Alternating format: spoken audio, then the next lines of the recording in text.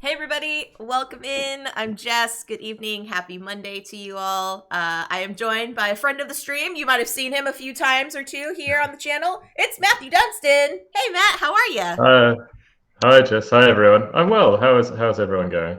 Yeah, doing okay for a Monday. Say hi to some folks in the chat. Game Rightus is here. Hello, Panda Angel. Welcome in. And no Sil, no prob. Anyone else that's lurking and working right now, or maybe just good old lurking. I asked Matt to come and play a game with me today. So he kindly obliged, and we had to do some math last night to be like, what time is it? What time do I sign up? Because you're no longer in the Yeah. UK, my friend. Well, I Um, probably would have still had to do the maths regardless, but yeah, it's been. I give up on trying to understand it these days. yeah. So today, friends, we're gonna be playing a game of Applejack. It's a new-ish game on BGA. That's still in beta, but it's by Uwe Rosenberg. So I feel like it's one that'll be fairly easy to pick up, and the strategy is going to be the more complicated part. But yeah, before we get into that, Matt, how have things been going with you? Last time we chatted, you were on for Community Connections talking about how you got into game design and all that kind of stuff. And currently, you have a co-design up on Kickstarter right now.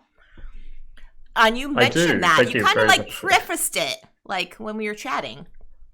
Probably, yeah. If I had the foresight to do so. Yes.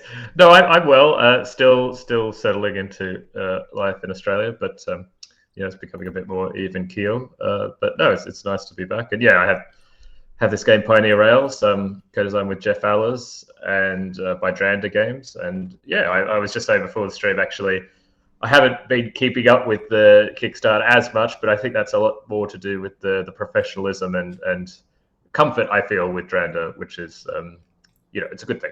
So, Yeah. Yeah, I was not familiar with them. Are they based out of the UK? they are. So they had a couple of other. I think they've had 3 or 4 Kickstarters before this. They had Solar Storm, Solar Sphere, and the more recent game was Isle of Trains, the reprint of Isle of Trains, which was a small. I believe it's Seth Jaffe and Dan Keltner. I think I Okay. hope I had that code is that right. It used to be there was a publisher called maybe still is Dice Hate Me. Okay. I'm not sure if you're familiar with Dice Hate Me. They did so they made this small game and then Dranda reprinted it in a really good edition and I think it did really well. So no, they're sort of still new, but it's 2 guys from the UK who I know quite well, and they, yeah, it's I think it's always fun working with these kind of newer publishers in a way because they have, in some ways, they have more time per game because they have fewer games that they've released or working on, and they're very hands on and I Mm-hmm. think really up with what's going on in terms of sort of best practices in the industry, very responsive both to me and I think to backers and to supporters of their games. So yeah, it's nice to be on that kind of on the ride early on in a publisher's life, I guess. Yeah, it's really awesome. So y'all, if you check out the campaign, it still has over, I think it's 22 days to go still. Yes, we're And saying it's a longer campaign than we've all become accustomed to, but yeah, it is what it is. So plenty of time. and spoiler alert, it has been funded. But that just means you can just pledge to get the stretch goals unlocked. I don't know if there any stretch There are goals, and Matt? there are still some good ones. Yeah, they just released. There's a third map now. I think that will come in Okay. the box, Okay. which is actually new gameplay. And there's extra bits of. There's a few mini expansions if you get this sort of deluxe edition, and I Okay. think you can get there. We're adding parts to that as we go. So yeah, they are meaningful, but and I think there'll be probably some Wait. I quality see upgrades. a Joker expansion. What is this? Oh my gosh. That's pretty Yes, cool. that was their idea, and I don't. I'm happy to put other people I know into my games, but I don't never ask myself to be put into it. But yeah, they thought it would be a fun affair. It's totally awesome. It's like the definitely old west themed, and so Jeffrey's got his full on like sheriff's beard. And you've got your Funnily nice enough, he did actually have a beard like that at some point. He showed me a photograph, which is quite a close resemblance to that, which was funny. I have not been holding a gun and wearing a hat like that at any point in my life. No bandolier either. No, hasn't come up that much, unfortunately. But, that's too funny. So yeah, friends, check it out. The link is in the chat. But yeah, Matthew and I are just gonna be chatting while we are playing some Applejack. So let's get to the table here. So both myself and Matt have not fully played this game, but we are going to be learning it as we go. And if y'all are familiar with Uwe Rosenberg games, a lot of times they're pretty straightforward. So okay. We say at the moment, not knowing how. We hope. Yeah, we hope. Okay, so in this game, Matt, we are drafting tiles, which is on the left-hand side of your screen. They're stationed in these little alcoves here around the main orchard. And these are representative of tree tiles. And each tree tile has 3 different things on them. They have an apple type. There's 7 colors of apples that you can collect. There are also flower blossoms, and then there are beehives on them. The beehives are your honey that's going to be produced, and that is your currency. And then at the end of the game, those are going to be transferred into victory points at the end. So what's going to happen is we have a die there in the center. It's going to follow around a pathway. For the two-player game, you will see there are 2 symbols. One symbol next to my username and the other symbol next to Matt's username. So I am the circle player and Matt is the triangle player. So whenever a die lands on that particular icon, that would mean that would be the person to draft tiles for that round. You will only draft 1 tile per turn, and the tiles that that are available to you are the ones that are highlighted on the left and right side, of the die itself. So right now I have 4 options. The number of tiles will deplete. They will get replenished when one player only has a single option from those 2 sides of the die. So in this case, if there was only 1 tile available out of the 2 sides, then there would be a replenishment of the tiles around the board. And how it gets replenished is it goes in clockwise order from the space where it has only a single tile, and then only 1 tile will get placed in the corresponding areas until each of them has 1 added to it. So there could be a point in the game where if one certain alcove doesn't have has more than 2 tiles, it could have 3 or 4 tiles. That just means that player would have more options on that turn. Mm-hmm. When you place a tile, you can place it anywhere in an empty spot on your grid. You can rotate it. However, you will need to pay the cost of the beehive that's indicated on the tile itself. So for example, down here on the red tile, there is a beehive of 5, so that would cost me 5 honey. For a 2-player game, there is a staggering set of income that we start off with. So since I'm the first player, I get less income than Matt does, so I have 16 honey and he has 20. If there are multiple icons of the same beehive number, you only pay that cost once, so it doesn't multiply. So like this one here with the 3 11s, it's only a single cost of 11 honey. Mm-hmm. When you place a tile and you match it against another beehive, when you match it against another beehive, you will get currency based on the lowest of the 2 values that are touching. So in this example, if I chose the 5 and I placed it right here at the top where the 2 is on the top of my orchard area, I would get 2 honey back. Yeah. And that also can happen for like chaining. So if you are able to connect more than just 2 honey 2 beehives, on a certain tile, you will get the lowest values of all of those like combined together. So there is that. Then, as you will see around the trail, there are certain icons of the apples, and then there's a blossom scoring when you cross over the bridge. I will get to the blossoms in just a second, but when we cross over in between turns, there we pass over an apple icon. We will count the number of apples of that matching color minus the number of the round on the die. So in this case, it would be round 1. And we would score apple points based on the difference. So if I only had 1 brown apple and we're scoring brown and it's round 1, I would not score any points. But if I had 3 and it's round 1, then I would score 2 for the brown apples. The reason that's a significant... Go ahead. Sorry, apple points, are they the same as honey or no? They are not. So they're going to be... That's just score. They will be scored at the end of a round, I believe. You know, let me pull up the rules so I don't misspeak. Here. I want to say that they get scored, or do they get, you know what? They might actually be honey. Anyway, let me continue here. So when we I'll have a look let me know, Matt, what you find. Sure. So there are some times where you have multiple apples of the type. So you will score 2 colors sometimes in a single turn or in between the turns. And it will be for each collection of those apples in your orchard. The tiles that touch. So what did you find? Yeah, it is honey, I'm pretty sure. Okay. Yeah.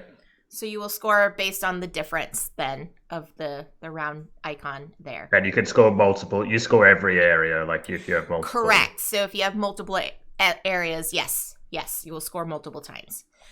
When we get to the blossoms area, when we cross over the bridge, we will score blossoms, and they are just 1 point each, again being scored with honey. However, in a future turn on the second round, it's either the second or the third round, Matt, that they will be doubled for points. Can you also check that? Yeah, from time to time, it'll be a situation.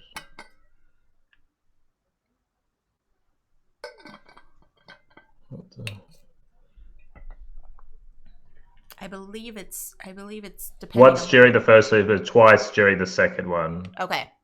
So it's just doubled on the second time round. Okay. And we will play a total of 3 rounds.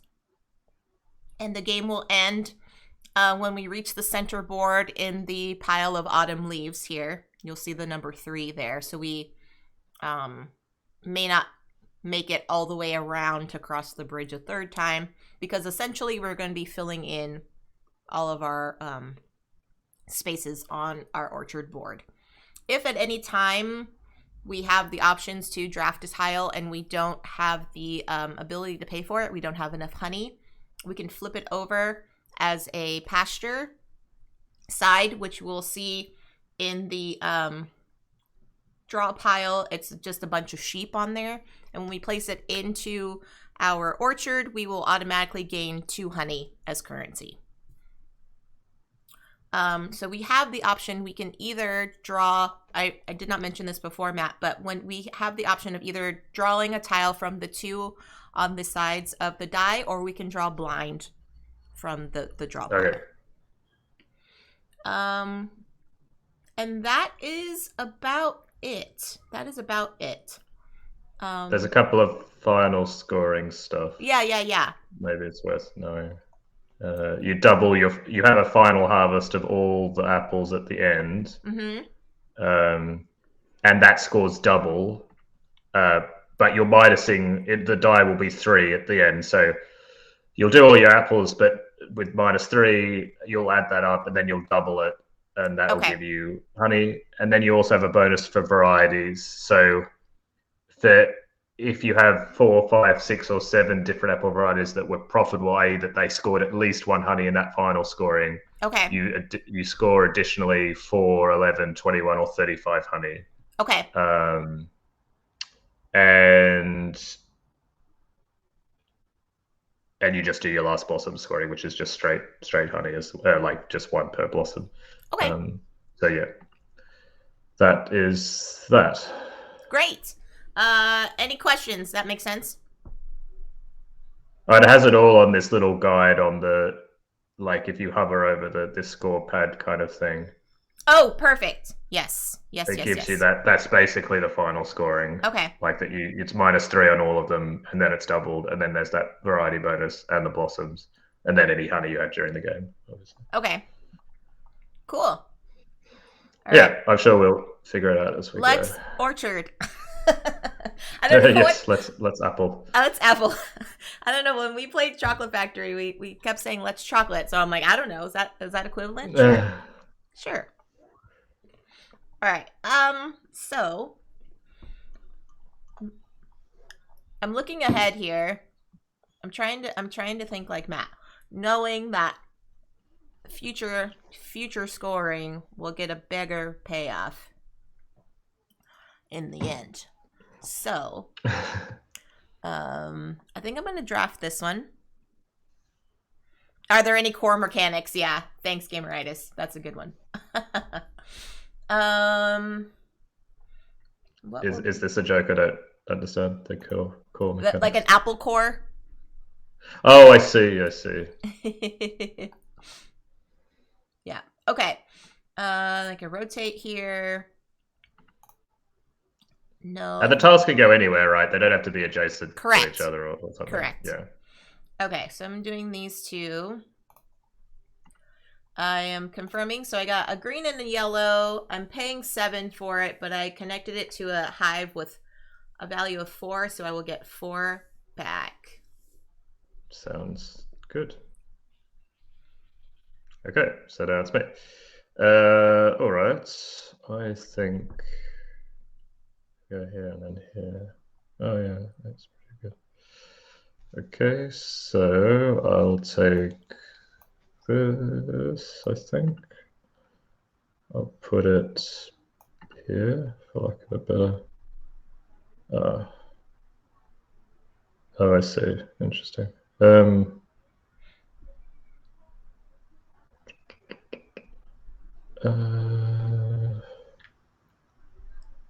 You know what? Maybe I will just try and make it work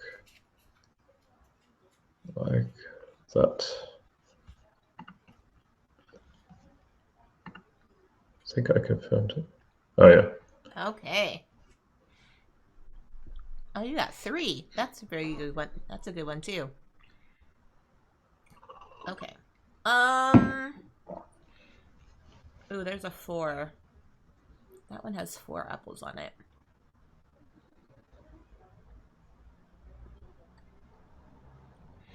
Oh yeah. Okay. That is a lot of apples. I didn't. It's funny how I really looked at one thing. Why did you take that one, Matt? Well, because Brown is going to score soon, so I just wanted to be ready to get at least something. Yeah, although maybe that's a fool's errand. I don't know. All right, so I'm gonna do this. I'm paying 9, but I'm getting 7 back. Mm-hmm. All right. So Matt, how is adjusting to Aussie time been? It's okay, although I have to admit it's a bit tricky because I'm going to miss a whole bunch of scoring if I do. Oh, it doesn't really matter, does it? No, maybe I do just go for this. Well, I just had to get a bit used to. How do 8s go like that? Maybe. Well, let's try that. I have a lot of meetings with either US or European publishers, so it's always sort of early morning, late evening here. So that's probably been the biggest change, I guess, to get used to. Yeah. So we just had a scoring, but I guess neither of us got anything for the brown apples. No, because You only have We one. I And had it's one round minus one. one, yeah, and you had nothing. So. And I had nothing. And you don't get negative, I don't think. No. Okay. But if you were to take that kind of, we're about to have a slightly darker light green apple Yes. scoring. So if you got a second one of those, that would serve you well. Yeah. I think I'm going to do that. So I'm going to do this here knowing... Oh, goodness. Okay, wait. That's... The placement here is tricky because... Quite twisty. Yeah. But if I did that, then... Oh, then that would just leave... I would have so many sides open. Okay, so I'll place it here. Knowing that that side doesn't have any scoring anyway. Although I am leaving myself vulnerable. It's fine. No, it's fine. It's a loading game. It's a loading. Anything goes. Hey, Room 51. Thanks for hanging out. Confirm tile placement. Yes. I want to confirm. Yes. Yeah, it's funny how you have to confirm and then confirm again or something, but I guess they're just... Yeah. I mean, it's good for some games on VGA, and others it's kind of overkill, in my opinion. So, okay, so we scored for that one. dark blue, and I had one. Oh, whoops, no, cancel. Good thing they gave me. Yeah. So yeah. You're going to need to double up on your colors, my friend. I'm trying to. There we go. Okay. Well, no, I didn't get any income but I'm slowly building up. The scoring happens quite quickly. It does. You have like 1 or 2 turns and suddenly you're already scoring.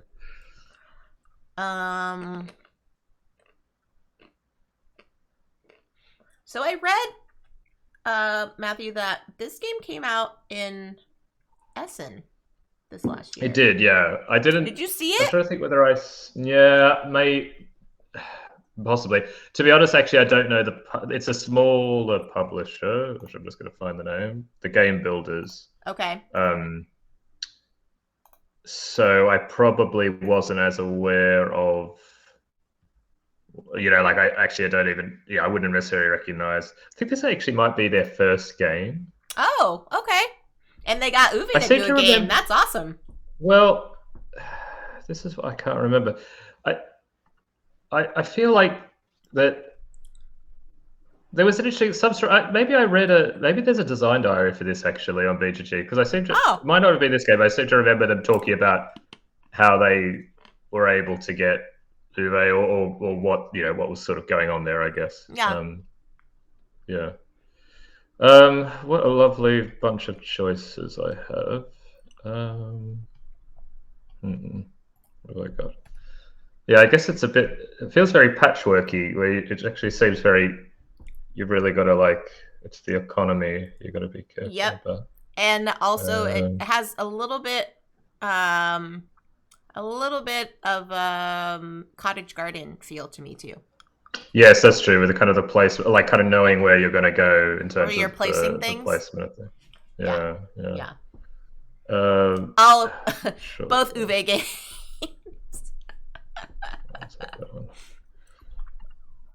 Right? Uwe did cottage garden too? Yeah. Okay.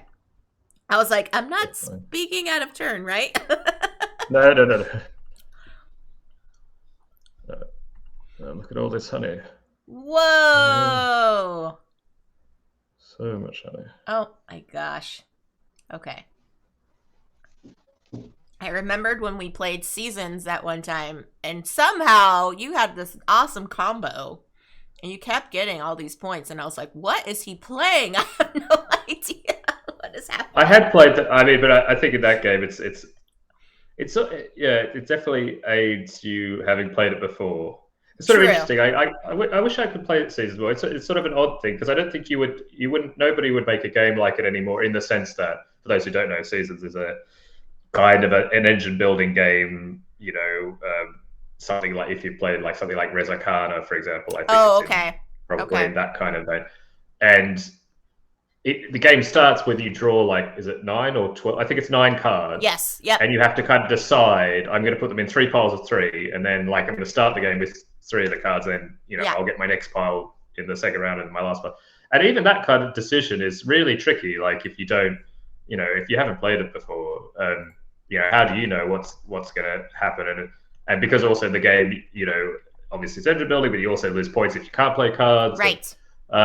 So it's it's weirdly, like, it's interesting. I would, if Regis ever wanted to revisit it, I would love to see what he would do differently, because I think there are some things in the game also that are a little bit not clunky, but like, for example, there's also a limit to how many cards you can play effectively. You have this kind of summon engage, and you start at like 1, I think, but it's not necessarily very easy to increase your summon engage. You're kind of rolling these dice, and you maybe will get the chance to increase it when you take your action, or you maybe will get cards that will increase it, but it's certainly not guaranteed. Yeah.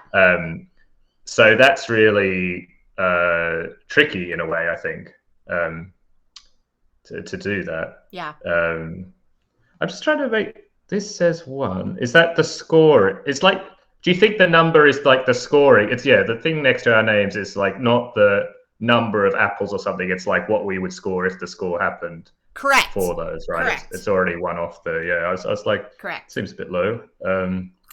Yeah. That's fine. Oh, this is funny, Matt. Gameritis says he saw the bit in the designer diary where the sheep were added to this game by popular request. So there did the designer diary talk about this? How do I say it? Like how it kind of came that Uwe was involved, because I know that, and I might be a bit wrong here, but I think Uwe sometimes, like, he is even involved in the companies that publish his games, in terms of like he is an owner in the publisher. Oh, okay. I thought actually look out in that he partly was part of that. I don't know. Maybe it'd be interesting. I don't think it's some secret. But I thought that sometimes he would, he kind of got involved in that way as well. But I might be wrong. Okay, what are we scoring next? Red and... I've given up trying to understand the scoring. I'm just trying to get a bunch of the honey by loading up on my hives, I guess. Oh, no! I thought this would be, for sure, it would be a game that Matt would be like, yeah, I'm going to, like, strategize and, like, gain on this honey. I mean, the scoring just seems so... Well, I think it's more important to be able to probably take the tile you want. So you probably just always want to have enough honey, if that makes sense. Yes. Wow, what amazing choices you've given me here. Well, to be fair, I left you with some blossoms. So you did. Which you don't currently have any. So you're welcome. And how does the game end again? After 3 rounds. After 3 rounds of the complete, when we don't go the complete loop on the 3rd round. We end where that pile of leaves is, in the kind of towards the bottom of the board. Oh, I see. All right. Okay. Because essentially, we're going to be filling up our whole orchard. So. Oh yes, I see. All right. Well, then the question is, what am I doing? Well, I'll do that, I think. I want it to be probably... I love playing games with you, Matt, because you have such a designer brain. And it's just like, what were they thinking when they were playing this? I was like, I don't know, it's fun! Okay, so here's the thing. They had to refill because I only had one option. Yes, so exactly. We went through and refilled everything. So, sorry, what were you saying? New tiles have been placed in the troughs, as they say. Yes. Also, the only thing I'd say is that this choice of green and slightly different green on a green background is an interesting choice. Yeah. But that's such a minor thing. I mean, I have so many games I've designed which have that problem, so don't I just blame the publisher. But like, can we it's just a really tricky thing to do. Blue? Actually, can we make this more blue? Yeah, it's really hard, I guess, because you want to have. I mean, I understand the kind of the ambiance or the kind of setting, and you want it all to be. It feels very Raycol. I wonder if the same artist did this and Raycol. Oh, Looks really yeah, I similar. don't know. I don't even know how to. Have you played Raycol? Or, I have not. It looks really neat. My wife has actually been to the greenhouses that this is kind of loosely, like, thematically based on. Oh, nice. In Iceland. Okay. They have these amazing greenhouses in the middle of kind of the central bit of the country. They have amazing tomatoes in them, and like really amazing tomato soup. It's one of the kind wow. of. I think I'm not sure if it's a bit touristy now. Probably at some point it was a bit more. I'm just trying to find. It is the same artist, Lucas Seymour. It is the same artist. Oh, cool. I think Clemens Franz did some stuff, but I suspect Clemens did the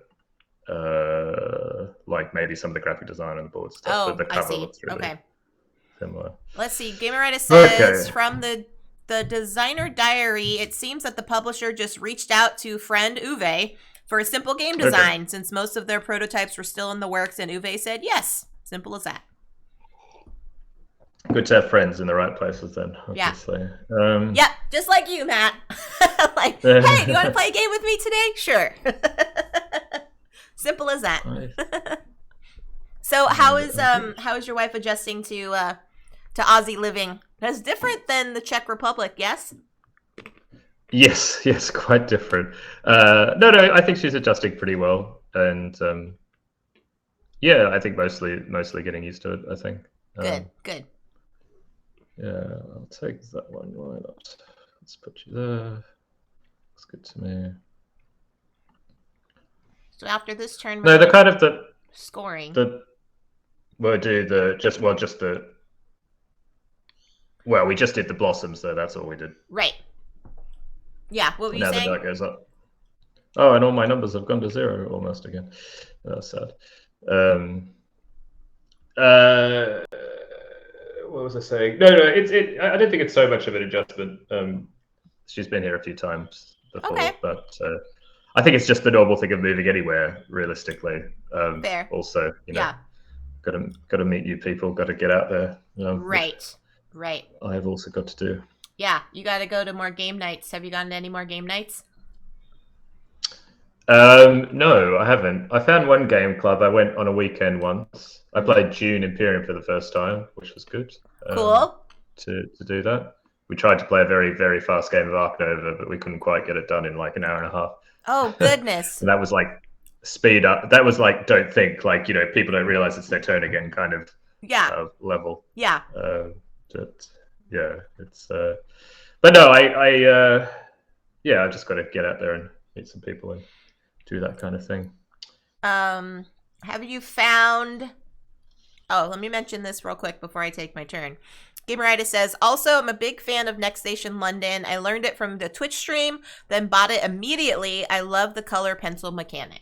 Oh, thank you very much. Well, I mean, maybe it's not... There is a new box coming soon called Next Station Tokyo, and I do know it's going to be on Board Game Arena quite soon, I think. So look out for that and it's free for the first month, like not on it won't be what's it called? Jess, you'd help me. What's the things that you have to be a member to access like a subscription? Like premium or whatever. Yeah. I think. So get in there for the first month. I know, funnily enough, my wife also really enjoys Next Station London. She quite enjoyed the solo mode on BGA, like because there's a kind of like a daily challenge thing, and you can kind of see where you are on the scoreboard. And she really enjoyed it. It would be part of like her daily routine, and then it switched over to being premium, and she isn't a member on BGA. Oh no! So suddenly she couldn't play. But but it is what it is, I guess. No.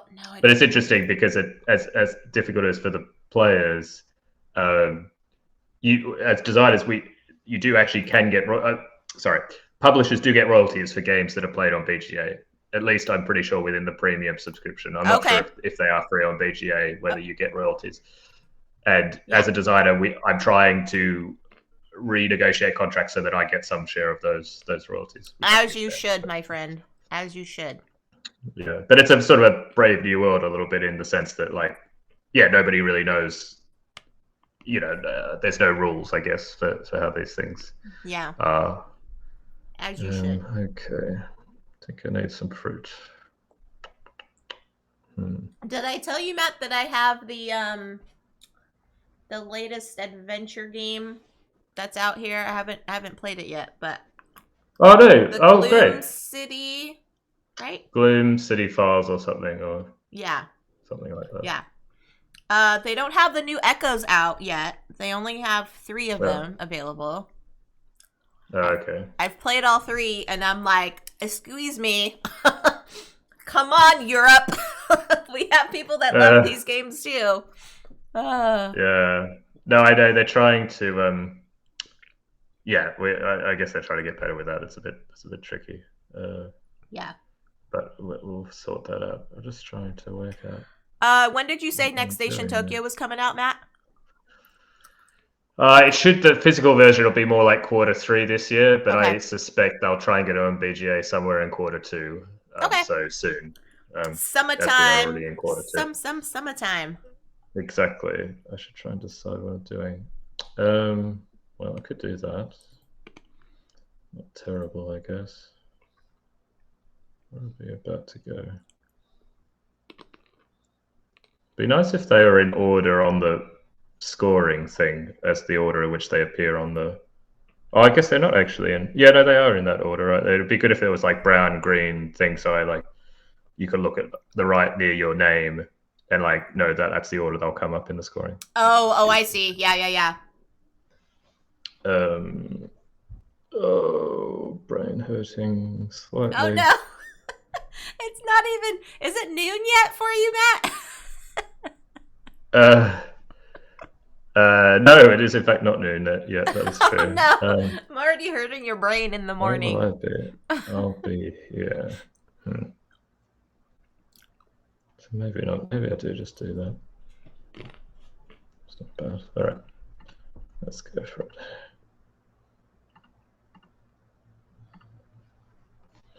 I will confirm.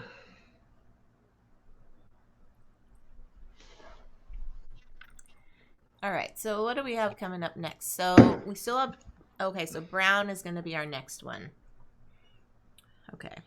I apologize for your chat. I guess this is not only just a stream of consciousness chat, but it's also a stream of consciousness while you're trying to think about what you're trying while we learn again. No.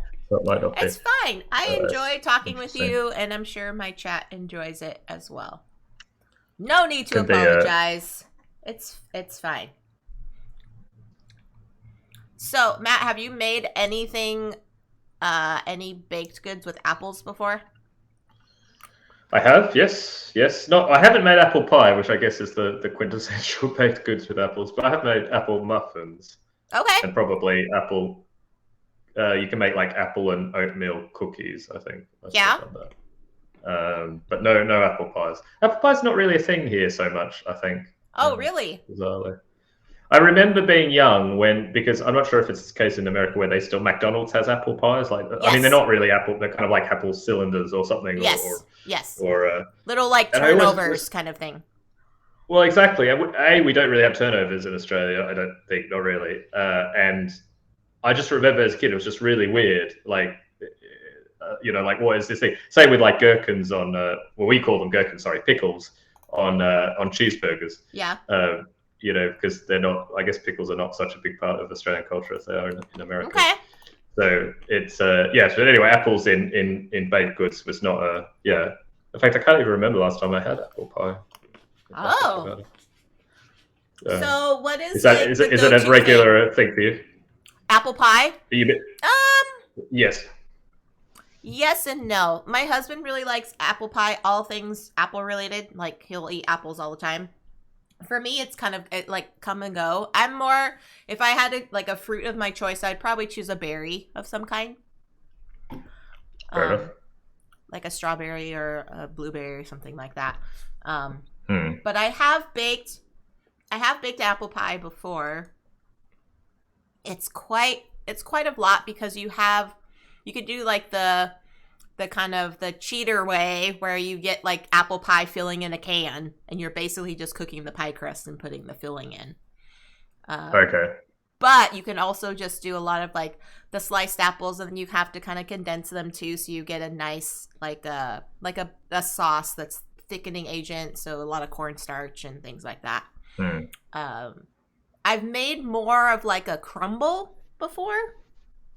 Okay. And that seems to be easier, but yeah, a lot of it's really interesting too because apples are very prevalent here in the Northwest. I mean, Washington State is like one of the top, if not the top supplier for the whole nation's apples supply is from Washington State. Oh, wow. All right. So yeah, but apples are fine. It's not my go-to fruit. Yeah. Gameritis says, Matthew's stream of consciousness talking while still in conversation without missing a beat is either an impressive feat in and of itself. Well, he's got designer brain. Think, that's what's happening. Yes. I just can't get it's just I keep running through the same set of decisions, which is not very useful because okay, so I'll just do this thing here. Yeah, I've kind of put myself in a corner a little bit because some of my sides now that are open sides don't have any. Yeah, no, exactly. But I guess you in the end you just start spending it and making the most that way. Mm-hmm. Yeah, and I think I'm trying to get this diversity bonus, and maybe that's a bit stupid. It might be that. No, it's not. It's actually, like I said, you always go for end game stuff, Matt. Whenever we play something, I'm always like, for me as a gamer, I'm always like, what's the quick thing? Like for engine building, I'm always like, what do I get right now? And I don't really look at game objectives, which is probably to my downfall. But whenever I'm doing something like that, or like a worker placement thing where you have different like contracts or like you're fulfilling orders or something like that, I'm like, I'm doing this one and this one and this one and this one, but it's like 2 points here, 3 points here, and I don't look at the 25-point one. If I just saved up all of those resources just for a few more turns to like cash in. It's tricky. I think it's when I'm designing games, you have to really think about like what percentage of points do you get during the game, what percentage of points do you get, say, at specific points, like end the rounds or things, and how many points, what percentage of the points do you get at the end? Because, it really plays with folks' perception of a game.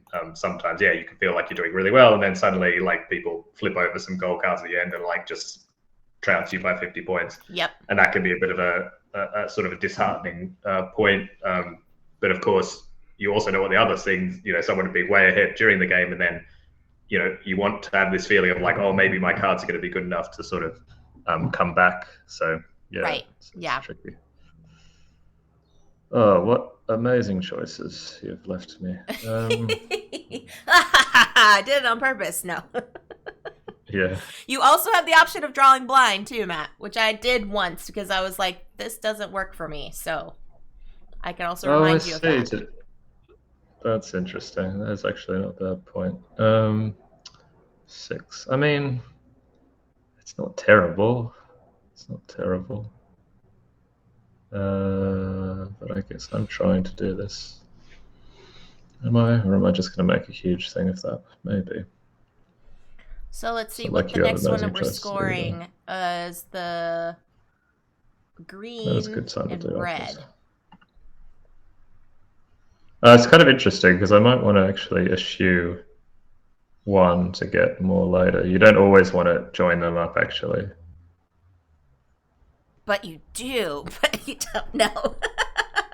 No, but if you just, I mean, I think later in the game, just getting one honey is not really worth that much. So you actually may as well, open up the more honey for later. Place it where you want it. Yeah, but the economic thing is always really interesting. I found Patchwork is such a great example of a very simple game, but just have that, this almost the idea of like cash flow, I guess, in business or something like that, which is really interesting to model that. Okay. What's getting scored? Pink or getting scored? Okay, so currently I have a pink. So it would behoove me to take that pink away. But you have to get at least 2 pinks, I guess, to even score it. 3 pinks, rather, because you're going to take away 2. I have 4. right now. Oh, I see. Okay, so you're fine. I have 4. Well, it says here that you're scoring 1 for pings at the moment, so you would have 3 somewhere, I guess, right? Because this one's not connected, that 4th one. Oh, that's true. That is true. Well, that also says something too. So essentially, I would still just have. But if you get the pings, I mean, it's still good, I guess. I guess. It's still 1 extra. I guess. Point. Or do I want that? Or do I want the blossoms here? Blossom's good. Yeah, actually, I'm going for the blossoms. All this talk about getting pinks, and now I'm like, nope. Okay. So essentially, this would be a free tile for me. Right? Because it costs 9, but then it's also 4 and 5 back. Huh. How did I gain 1 then? Hold on. I had 16. You probably scored 1. Like when you scored, you got 1 happy for the pink apples. You have like. Oh, I see. You still had 1 more, so you scored 1 point Okay. when it went past that. Got it. All right. Arg. Oh, okay. Well, I'm just hoping that to happen, which is fair enough, actually. It's also good, but it's the wrong. I think I'll just do this.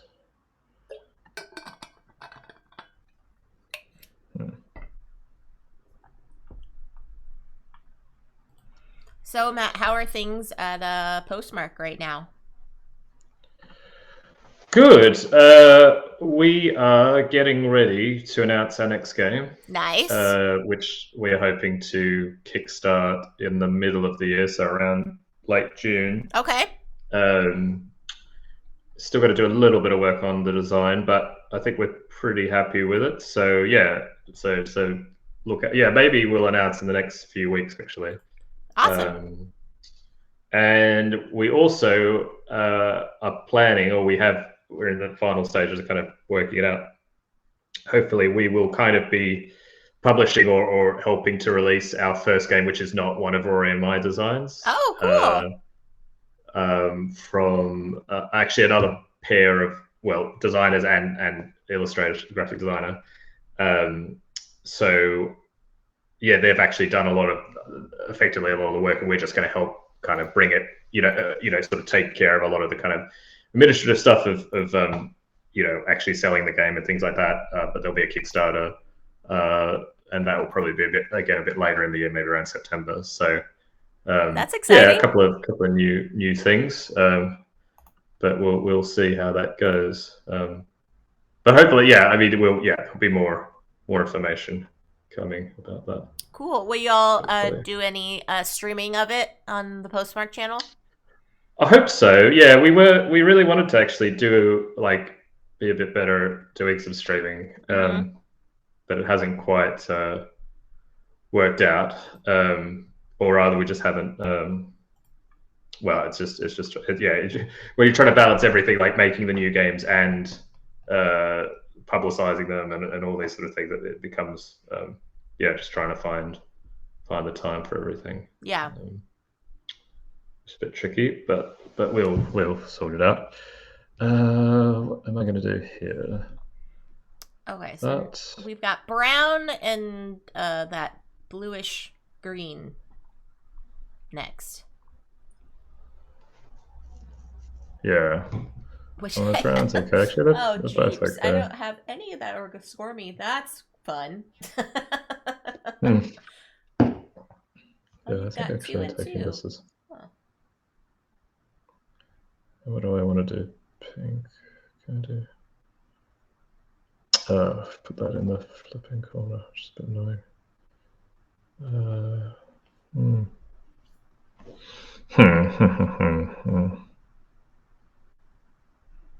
It's also pretty good.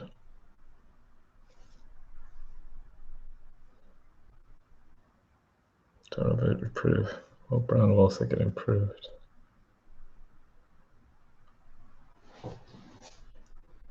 Yeah, all right, let's try that.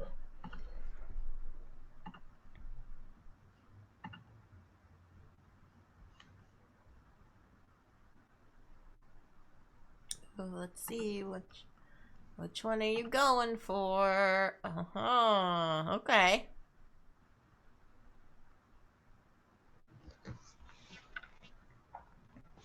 Very nice. Okay.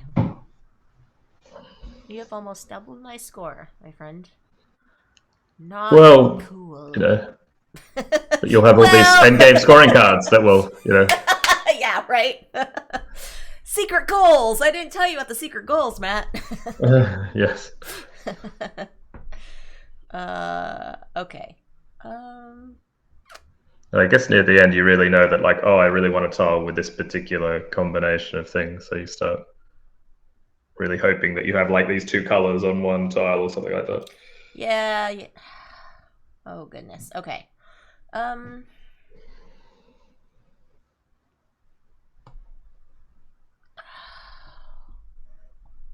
Then I have this one over here too. Okay. Pink and orange are going to be after red. I'm not scoring anything for red or green. Pink and orange has more hope for me. So I'm going to do that. Yeah. All right.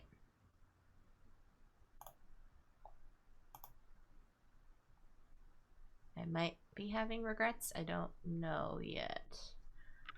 All right. Okay. You don't know whether you have regrets. Oh no, you took the tile I wanted. Oh, I did? Ooh. Oh, sorry. No, that's all right. That's perfectly reasonable. You can be mad, Matt. It's fine.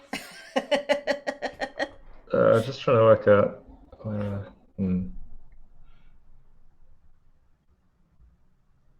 Yeah, it feels like drawing blind is like really. Yeah, I'm like not sure if it's a good idea. Yeah, I only did it, but I did it early on when I had more spaces open. So it seems like I don't know this game well enough to be like, yeah, do it now because who knows? Yeah, exactly. Yeah. Let's try that then. Yeah, I feel like splitting that up is not good, but it's the best I got. Okay, so going back to food, Matt, what would you say is like an Aussie like staple? So if someone wants to like visit Australia, it's like you would have to get this as like a taste of Australia. Yeah, it's tricky though because we're a kind of it's the same, isn't it? Because America technically also isn't not every part of America, but majority immigrant, at some point. Right. I don't know. It's hard to pinpoint something. I mean, you would say things like Tim Tams, which are these kind of chocolate covered biscuits. Yeah. But, I mean, they're not. It's not exactly cuisine. It's not exactly. It's just a particular thing you can buy. Yeah, I don't know. I mean, I guess we have. Oh yeah, pavlova is like one of these kind of like it's a dessert which has a meringue base. Okay. And then fruit and cream kind of mixed together on the top, almost like kind of a cake shape. Okay. And you have lots of different fruit in there, a lot of summer fruit. That's a very normal kind of dessert that you see, even though I think it's even disputed whether we or New Zealand came up with it. Debate. The actual dessert. Yeah. I don't know. I guess it just has a lot of like very English influences. So I don't think we have that kind of, because even I can sort of think about things that in the US, for example, where I don't know if you go to the South and have barbecue, for example, or in California, the great kind of Mexican food, obviously not from America originally, but or like Tex-Mex or kind of American inside and things like that. True. You kind of have all those different traditions, but not. I mean, you do have some indigenous kind of cooking and especially ingredients coming more and more into the fore, like certain native Australian fruits and herbs. I'm not sure if there's a program called the Great British Bake Off. I love Bake Off. Absolutely love Bake Off. Well, There's an Australian version of it as Okay. well, which maybe you can. I would look for it. Maybe you can get it somehow. Okay. And they did do one or two. Well, I think almost every season they do an episode which is specifically using Australian native ingredients Oh, cool. in the baking, and that's a good way to kind of see the sort of the different types of things that are kind of available here. What is the climate in certain areas? Is it more like jungle? Do you get more like tropical fruit? Well, I mean, much like America, you know, the country's huge. So in the north, it's definitely tropical. We have lots of you know, pineapples, bananas, mangoes, and then, you know, more in the south, it's much more temperate. So kind of around here, or even a little bit more south, where my mother grew up, actually is like the apple growing kind of country, and they have berries, and you know. So actually, Australia's from that point of view, and I guess maybe it's also like the States. We're very lucky that we have a very, you know, you can get actually reasonably fresh produce of all types. I mean, it is seasonal, of course, but you know, you're going to get it at some point. Whereas when I lived in Europe, like you can never get a good mango, for example. Like that's just kind of impossible because there's none of them are nearby, effectively. Do you have good like farmers markets and things like that? I'm sure we do. I haven't found them yet, but no, I'm sure we do. Yeah, that is something I'm hoping to be able to find in the future. We're about to go over some apple blossoms, so I guess is that particular. Yeah, maybe that is the best. Yeah, the last tile I just took had blossoms on it, so I was like, I need to score the blossoms. Let's do that. Oh, actually, I can even do it better. Even better, that tile. Should have known that tile. Yeah, it'd be interesting to see how. Oh, you've outscored me. You're ahead, Jess. Oh my goodness! Take a picture. Not gonna last long. But we now know this is the. Oh wow, there are a few more turns. We're not like completely. Yeah, we've got to go like one around into that 3 point. Yeah. But you can see how all our numbers have been knocked back down again a bit. Yeah. Yeah. What were you saying though about farmers markets and stuff? Yeah, no, I'm sure they do exist, but I haven't found them. I mean, the nice thing actually is that around, I don't know, one memory is around Christmas time here, there'll always be people pop up selling like mangoes on the side of the road, basically. Okay. Not in supermarkets or anything, and not really in a market. It just, you know, they have a car and like a fruit stand or something. Well, yeah, I mean but even calling it a fruit stand is probably being more charitable about the extent of, you know. I don't know how it works. Maybe they just get a bunch of stuff and drive it down from north or something. Or yeah. So actually, I know in the last, you know, with kind of the after effects of COVID and also immigration, I think we lost a lot of fruit, not because it was kind of like destroyed, although we have had huge floods which have destroyed certain things.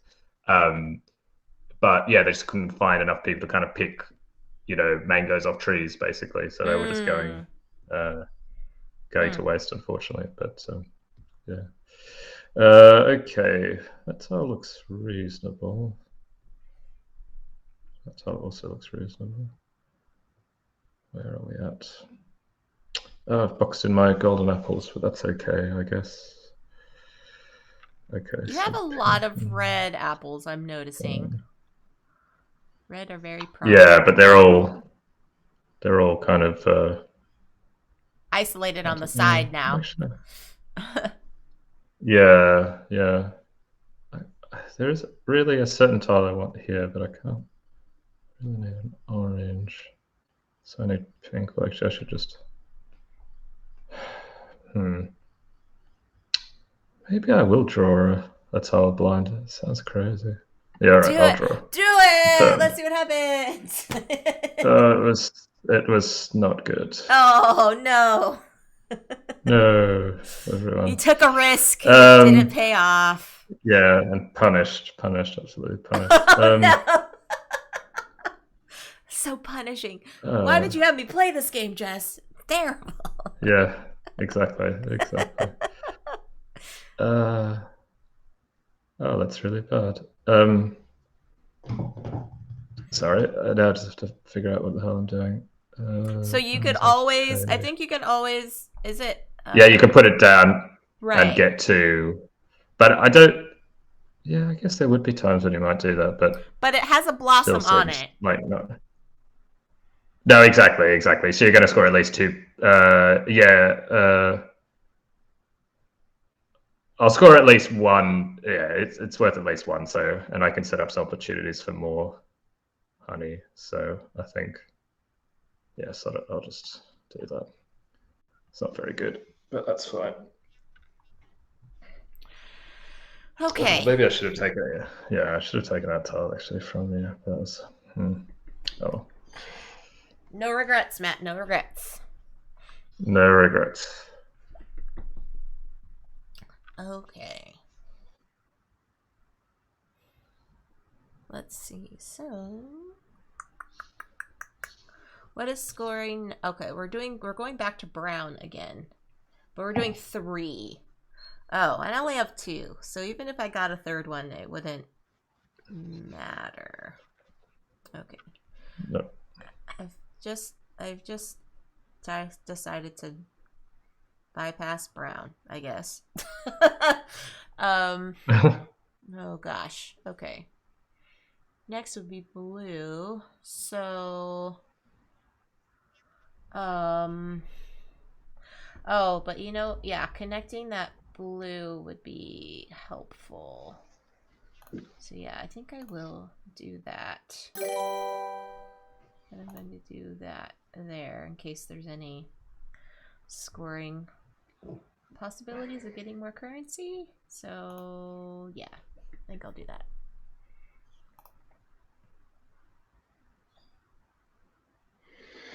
I think it's time to draw another tile blind. Oh no! That's Oh no! What have I done? Have I pushed you into the no, it's sort of funny. I was going to say that last part of the game seems a bit.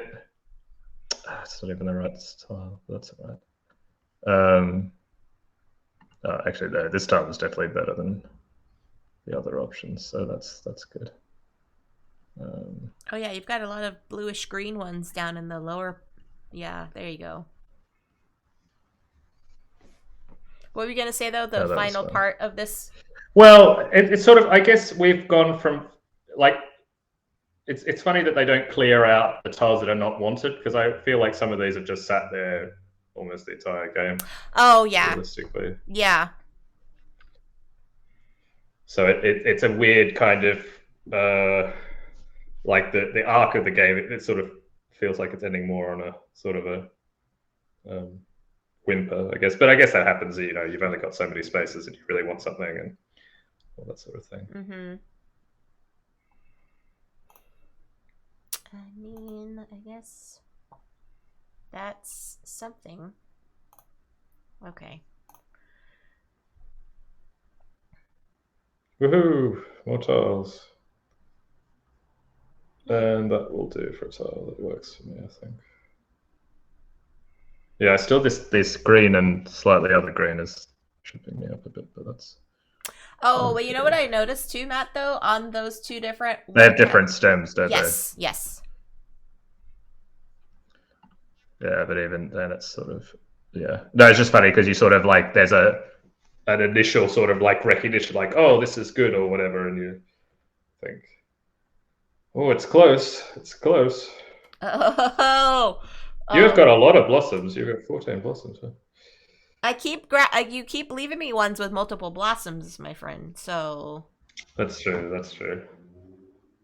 I mean, like this one is nice and has 3 blossoms on it.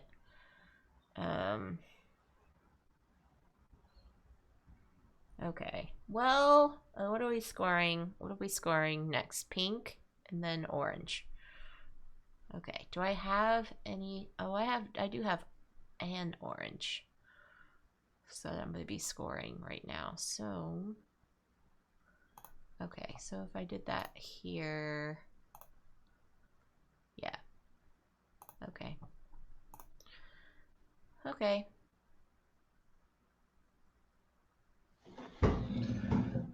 Okay. That's my second last time, I guess. Yeah. I'll take that one, I think.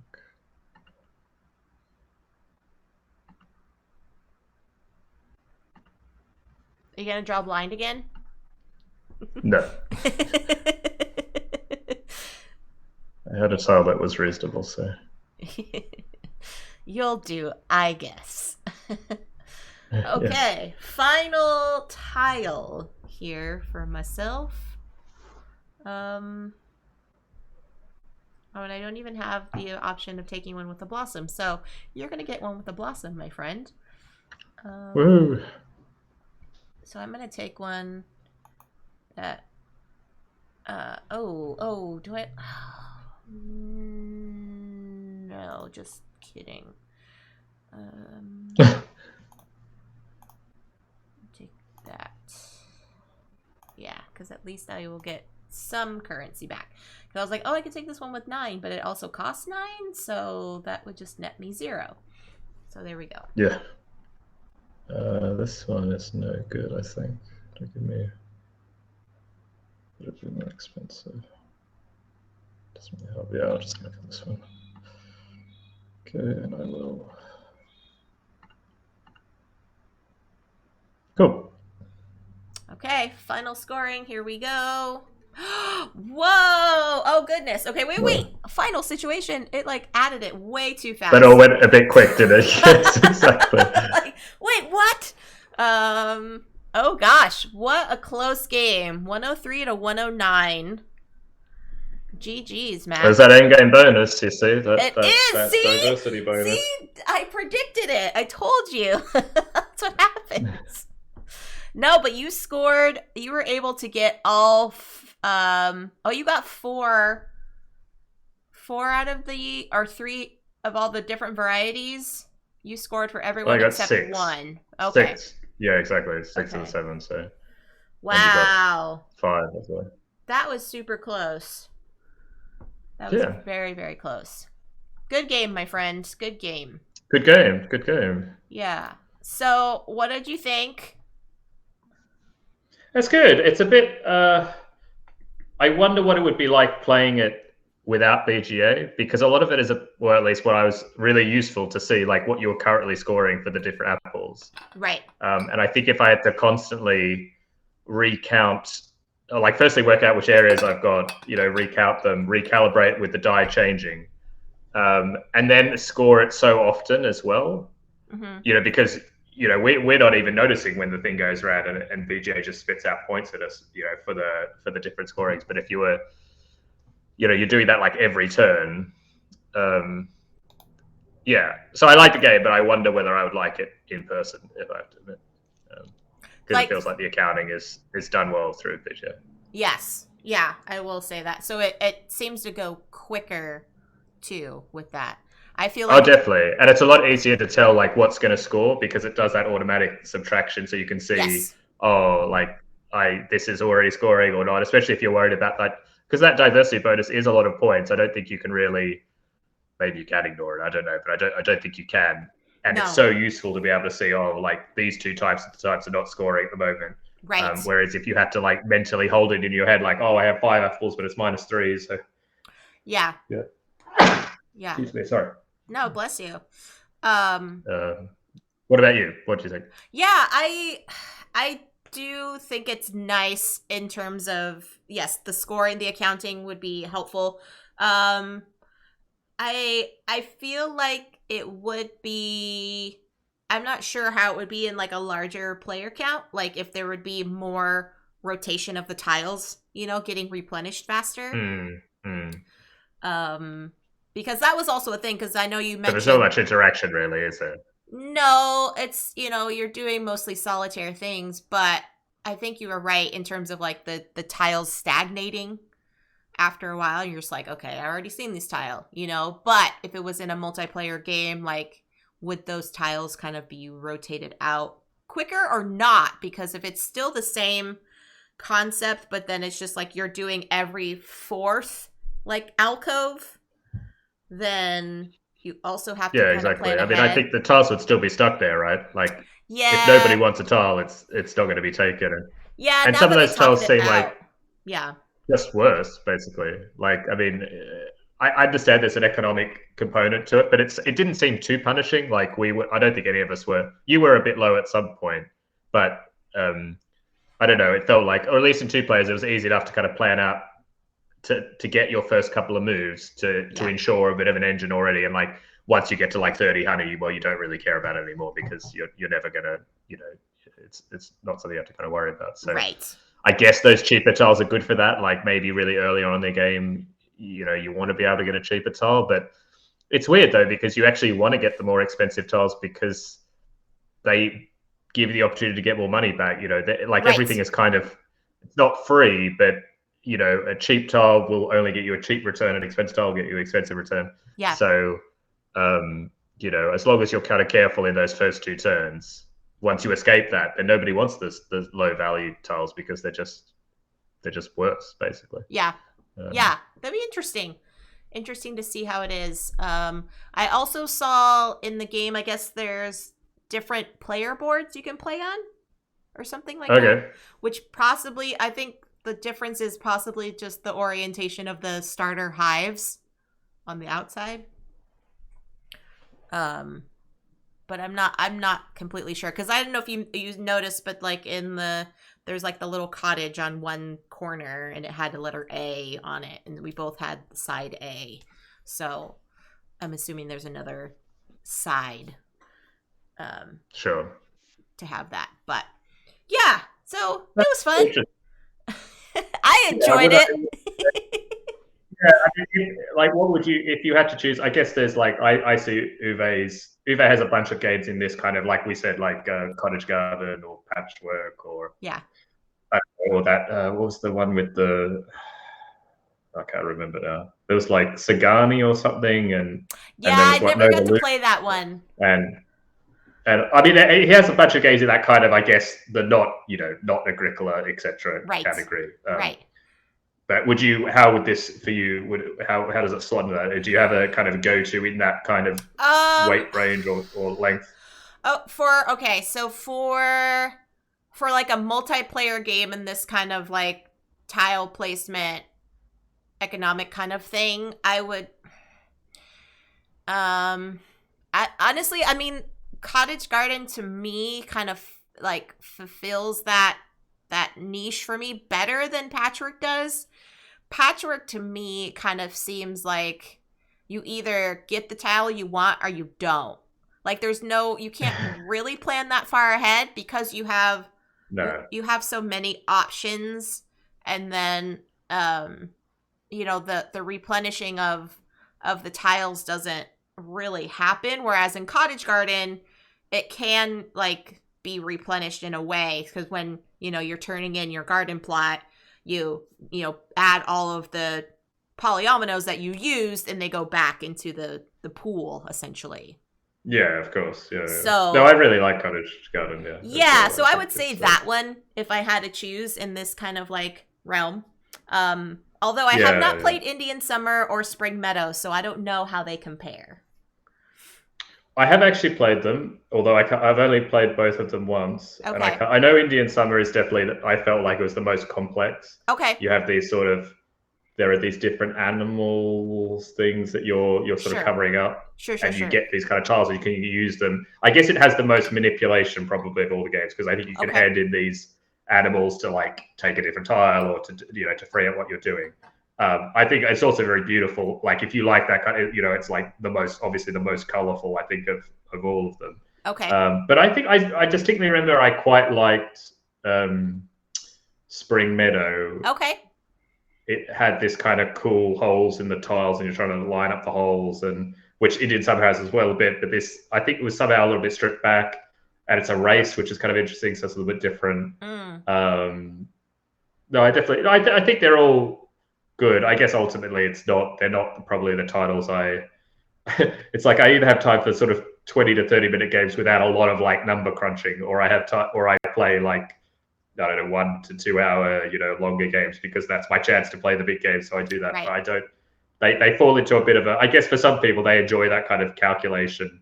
Yeah. And I guess I don't mind it, but but my wife definitely doesn't, so we don't Yeah, don't play that's those fair. kind of games. That's really. fair. Yeah, I think like 90 minutes is kind of like my threshold if I was like playing a game, especially if it's online. I Oh, do, definitely, yeah. yeah, I do remember playing a 3-player game of Caverna, and I think we had like 4 expansions in it. There was over 100 tiles, Matt, in that game. Oh gosh. So we were like, oh goodness me, like how long have we been playing Caverna? So or But not sometimes if you Caverna, really sorry, you do kind of Carcassonne, get. not Caverna, Carcassonne. Oh, I I see. misspoke. Okay. I Okay. misspoke. So yeah, it was like almost a 3-hour game of Carcassonne. Yeah. But I So guess that's part of the fun of that. I know Brett Gilbert, frequent co-designer. That's one of his favorite games, okay. and I'm sure he has played like I think he always has a special set of tiles. I think a lot of people who get into Carcassonne, they end up like kind of curating like which expansions they think are good or not, and like which Yes. ones you definitely have to have, Yeah. and that sort of thing to kind of get the desired experience. So Yeah. I quite like to try. Yeah. I have to. Maybe I should just buy the Carcassonne big box or something. I shouldn't really buy new games, but We could we did always play always enjoy that. Carcassonne on BGA. Well, I guess I want to. I think the thing is just get a bit of sense of like what are the expansions good or not, basically. Oh, I see. I see. Know. Yeah, the go-to ones that I've played that I highly recommend are the Traders and Builders, and then the River expansion. I do have Inns and Cathedrals. That's also kind of a fun one, but I occasionally add it in. But I would say those top 2 would be the ones that I would go to. Yeah. No, I definitely will try. Yeah. And speaking of Brett, Matt, whenever we meet in person, whenever that day fatefully comes, I would love to play Professor Evil and the Citadel of Time with you. Oh, sure. I think that would be just fantastic. It's one of those like early in the co-op games. It was like before Pandemic, I think, came out is when you guys released this. No. Pandemic is sorry to say, I think it's like 10 years older than Professor Evil. Probably. Really? Pandemic came out really early. Like, wow, I thought it was before I feel like that. it's. Well, maybe I just got a copy of Professor Evil before that then. Maybe that's my timeline. Pandemic is 2008. Oh, okay. Okay. And I think Professor Evil is something like 2017. Oh, so. Wow. Okay. Well, then forget that. I'd like to claim that I popularized. I would like to claim that Pandemic, stole our thunder, but I can't do that to the other Matt. So anyway, it's so cool, and I have yet to play with the Architects of Magic expansion. Oh yeah. But it's just such a cool mechanic of a game as far as like cooperativeness goes. No, thanks. No, I'm still really happy with what I think. It's one of those games. I completely understand that it's really not, because the sort of the enemy is like the roll of a die, 3 dice, in fact, not one, only 1 die. Right. And it can feel quite swingy and unfair. But I think if you go into it kind of expecting a kind of a lighter game, the game isn't that long. No. I think, but definitely, I think it's sometimes a bit hard. It's a tough sell for some folks, who feel like, oh, we did everything to plan, and then, we rolled these dice and just destroyed everything we did, kind of thing. But it makes when you win all the much sweeter, I guess. But, yeah, and I mean there is that planning, but then there's also like you see your accomplishment, like how many artifacts were you able to achieve? Because like even the games that I've played, like even when we do lose, it's like, oh, we just needed like 1 more artifact and then we would have won, So. Yeah, no, it definitely does I think it does a reasonable job of, you never feel completely out of it, or it's right. You kind of always have a chance right up until the end. So yeah. I think that's true. I mean, I would. Well, it is what it is. Not all games survive for. Well, I mean, obviously it's still out there, but it's kind of faded a bit. But no, it's nice to hear that people are still interested in it. Yeah, and I really enjoy it. I wish I had bigger table space to like display it.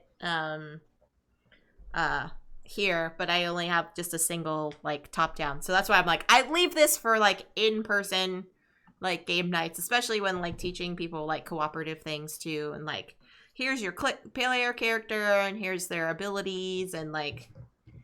I mean, what I want to do is play on the Lego version. Somebody made a Lego version of that board. What? No way!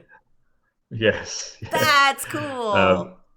Yeah, I never saw it in person. I saw a photo of it online, but yeah, that is maybe I should try and recreate it. I'm slowly getting back into Lego a little bit. So okay. So if you ever decide to go back to streaming, Matt, you should also just do just a Lego build and just talk game That's design. true. That is a good. Well, I'm trying to. I mean, I could say actually, my plan is to re-enter streaming, but with a bit more focus. And I didn't know I was stealing. I didn't think I wasn't really stealing idea, but it turns out that a few other people have done it before. But with the idea that designers, especially like new and upcoming designers, can sort of submit their games, and I'll sort of critique them on stream, hopefully in a constructive way. Yeah. And they can send me like a sell sheet or a rules or whatever, and I'll just kind of just be kind of stream of consciousness, me kind of reading through it, and I think I'll put out some sort of.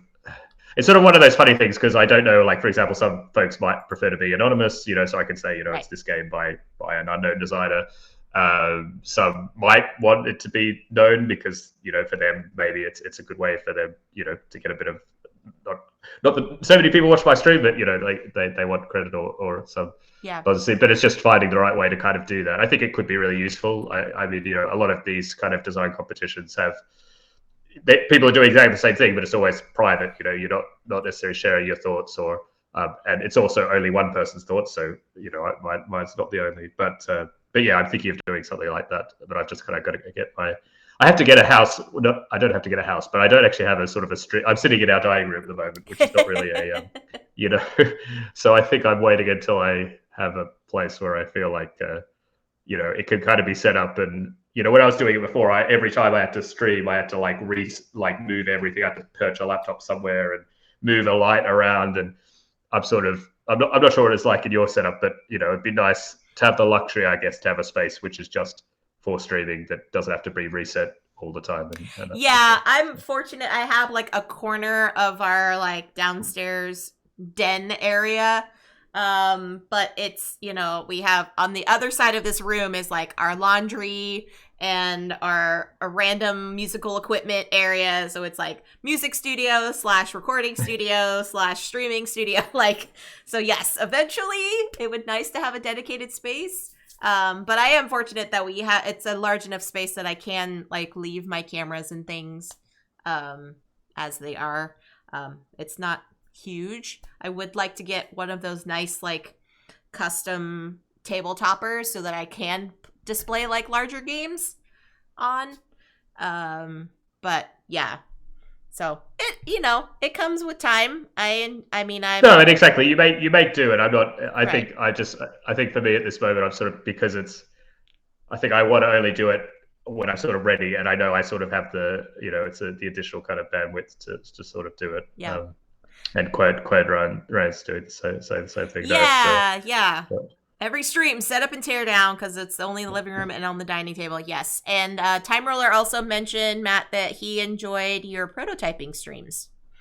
Oh yeah, no, thank you. Yeah, well, maybe yeah, it's funny. Also, I'm just not making many new games these days. Like I'm making new scenarios for existing games, but it's not really the same, and I can't quite share them in the same way. But yeah, we wanted to do some of the stuff for Postback as well. So it's yeah, we'll figure ourselves out, and I'll figure myself out. And also actually finding the time.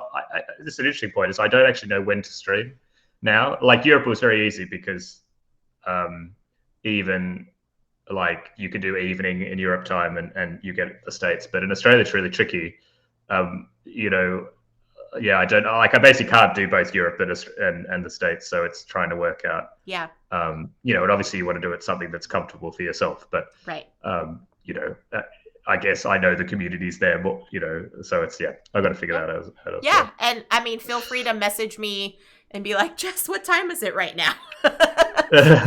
Yeah, I've had enough. I've had a few meetings recently, which is like one I'm here. Someone's in Europe and somebody's like on the like middle of America or something. Yeah. And that's almost, I think it's like effectively equidistant around the world. So it was it's a fun kind of job. But anyway, these are all dreams. But no, I'm glad that there are still some. Well, thank you and thanks Time Roller and everybody who remember the stream. I'd like to get back to it. I don't know what have you felt, Jess? I guess like now as we're sort of we haven't moved out of the pandemic, but obviously things have sort of changed a little bit in terms of like, have you felt kind of a different, because obviously, during the pandemic, we were all like streaming seemed to really grow. I mean, how are you kind of feeling? What's the kind of scene now for you?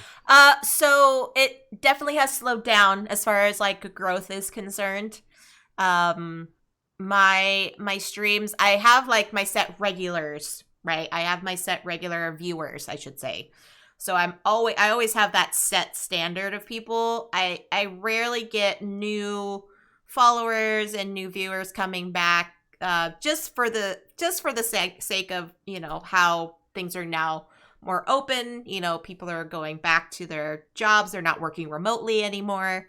So yeah, like Quaid said, it's definitely in waves. It definitely goes in waves. So I think right now my main goal is to kind of do more collaborations with other streamers and stuff, so we can kind of merge both of our communities. So that way it's like, hey, if you're following Jess, go ahead and follow Matthew's channel now, and and that kind of thing, to get some of those newer viewers in that sense. But thankfully there's been a lot of overlap. Like a lot of us here, especially on Twitch, have some of the similar viewership. So we get a lot of familiar faces in the chat, which is really nice. But yeah, it's definitely slowed. It's slowed down for sure. So I would love to see you back on stream, to be honest, Matt, because you were one of the first people that I remember in like the early days of the like twitching and things like that. I don't know if I'm just made that a verb. So it can be. It's fine. But I remember in the early days of like being exposed to board gaming Twitch that you would just come on and just like talk. Like it was just you on camera and you would just talk. Very low tech. Yes. Very low tech, but it was informative. It was very real and like understanding too. Like you were just like, here's what I do, and like here's my prototype that I'm working on, and you would just pull up StreamYard or whatever like software you were using at the time and just like pull up this website and like here's I think you went through like BGG on some of like your previous games that you worked on, and you're just like, this is how this game came to be, like from like start and finish, like, and that was really informative and really productive. And I know you've been doing that somewhat on Twitter, but not everybody's on Twitter for various reasons. No, and also that just like this is also slowing down as well on Twitter. Yeah. Right. But I just want to encourage you, like your streams were super valuable, like regardless of how many numbers. They were super valuable to like me as a content creator, but also as like someone that like was appreciative of your games, too. And so I think at that time, the only games that I had from you were Professor Evil and Chocolate Factory at that time. And then I was like, this is the guy that made the chocolate game. And I just remember, and it was just like this whole new world just opened up. And then, we became friends just by talking online and everything. But I think it's just really a really valuable insight from someone of your like stature and your platform, so to speak. Oh, thank you. It's very kind. To use that. Yeah, so I'll try. I will try. Yeah. It is definitely a plan I'm going to find. I think I didn't really burn out, but I think there was a point where I just sort of, and that's understandable. You get to a point where you're like, you want to be kind of regular, but it's like you turn up and like, what am I going to talk about for an hour? I don't know.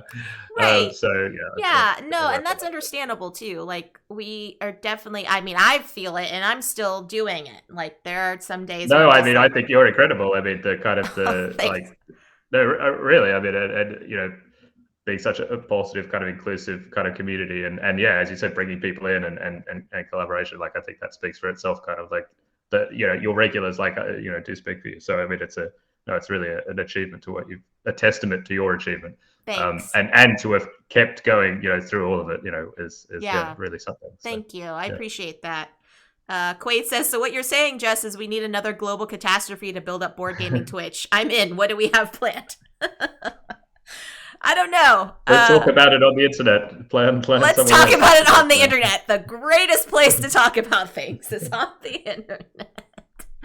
Oh gosh, and thank you, Quaid, for the kind words. But yeah, in all honesty, like I'm super fortunate to just know you and like call you as a friend, Matt. But I really feel that as a game designer, like you have a lot of good insight, and especially when it comes to like starting off and doing prototypes, but also in co-designing too. Like you're very proud, I think, of your co-designs, even as much so as like your solo designing. Oh, definitely. No, I mean it's.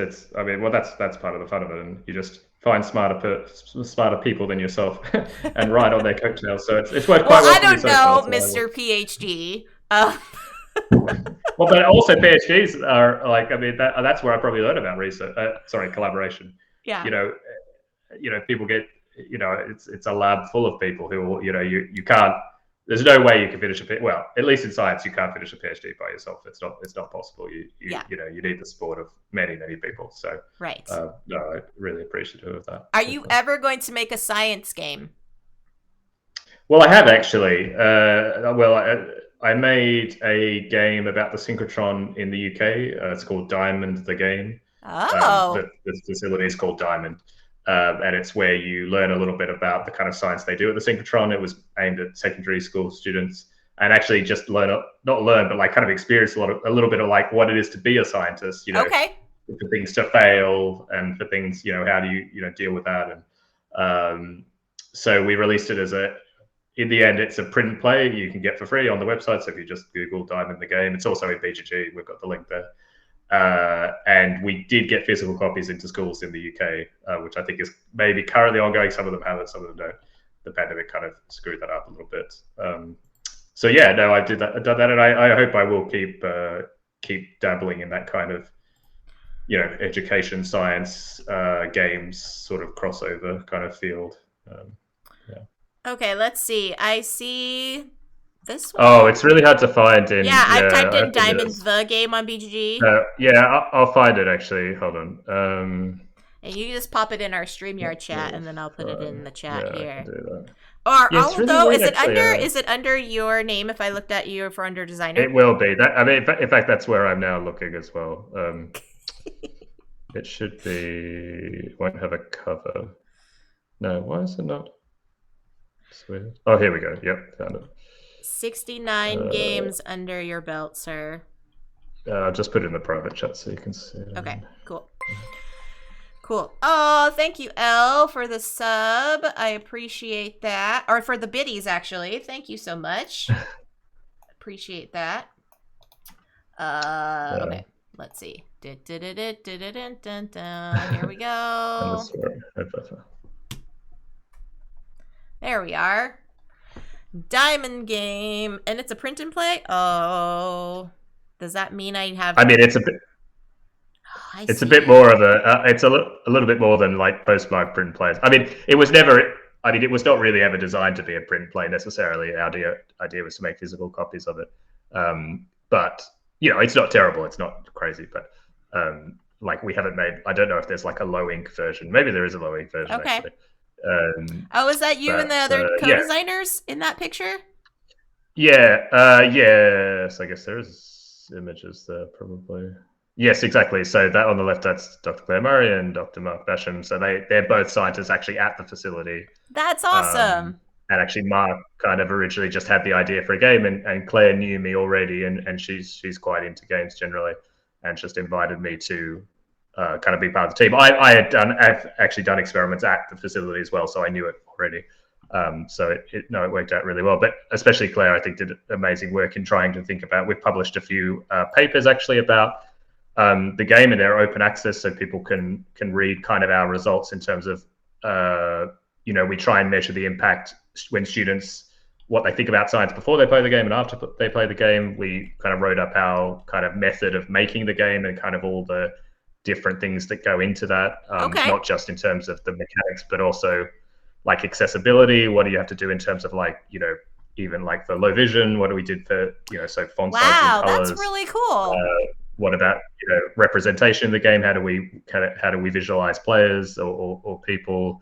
All that sort of stuff. We tried to. I mean, we're not as good as people, for example, like Meeple like us always did do amazing kind of accessibility reviews, and we weren't anywhere near that. But at least we were trying to kind of maybe a little bit more. We were pointing towards the science outreach side that sometimes people in that community make games and we're just sort of saying, okay, maybe here's some things just think about when you're doing that. That could be useful. That's really cool.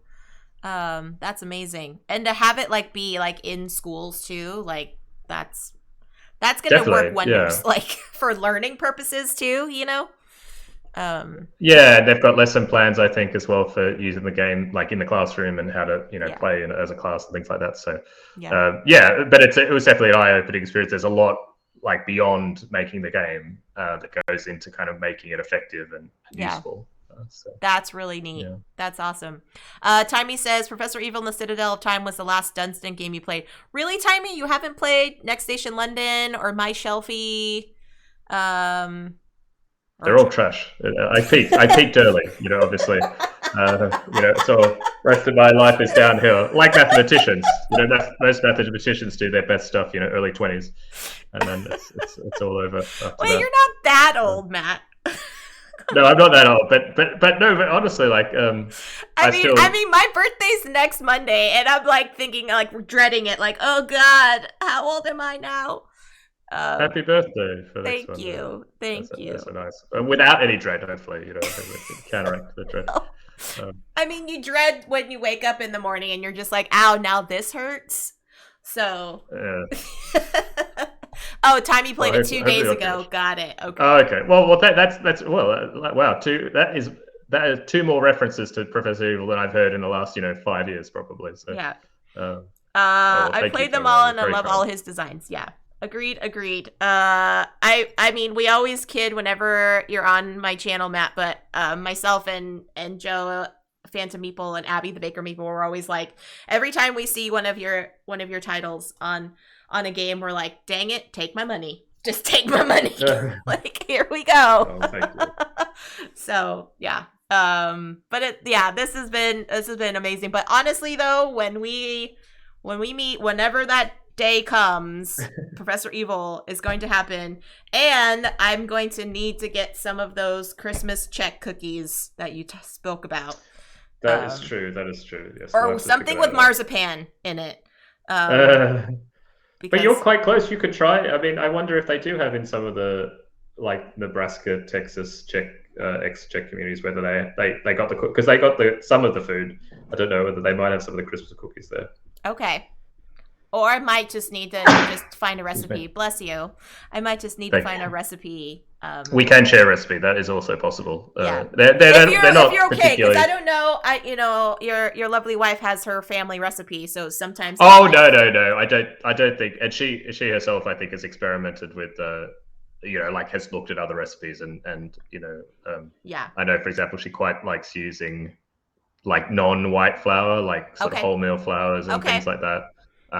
Which is obviously, the traditional ones were always sort of white flour and things like that. Strangely enough, they have more flour types in Czech Republic than they do here, which I don't really know how that worked. But they had like 4 different flours when we would normally have, and I never understood it because it was in Czech. Like the descriptive word in front of flour was a Czech word, which it didn't have a meaning in the same sense. Here we just have white flour, self-raising flour, which is not really new type of flour. It's just adding stuff into it and.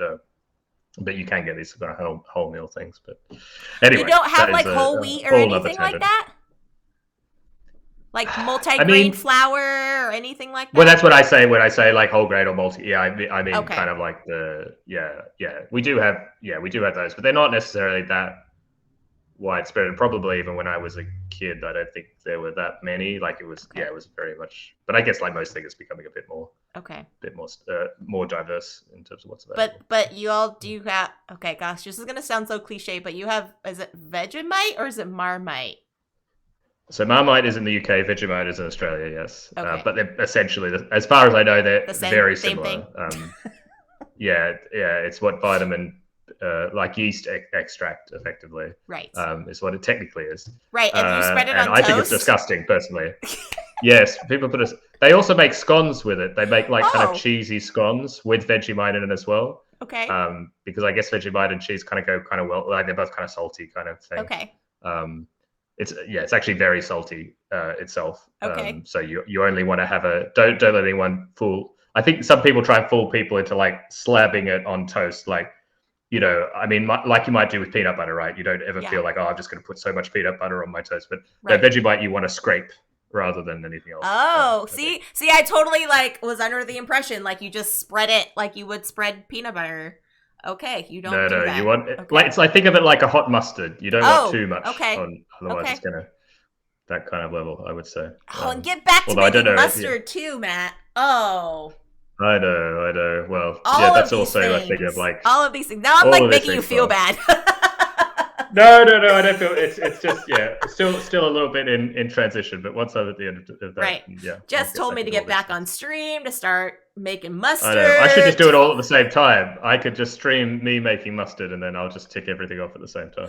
Hey, we always talk about food on these gaming streams, so I don't see why not. Just place a camera in your kitchen and just be just cooking and talking away. It's just sort of like a stream. It's like everyone go. It's like those like kind of working streams. You go and do your work, and you can just see this random person cooking. Yes, I mean Quaid did that before. He would stream when he first started out, and forgive me, Quaid, for using you as an example, but you're an amazing person.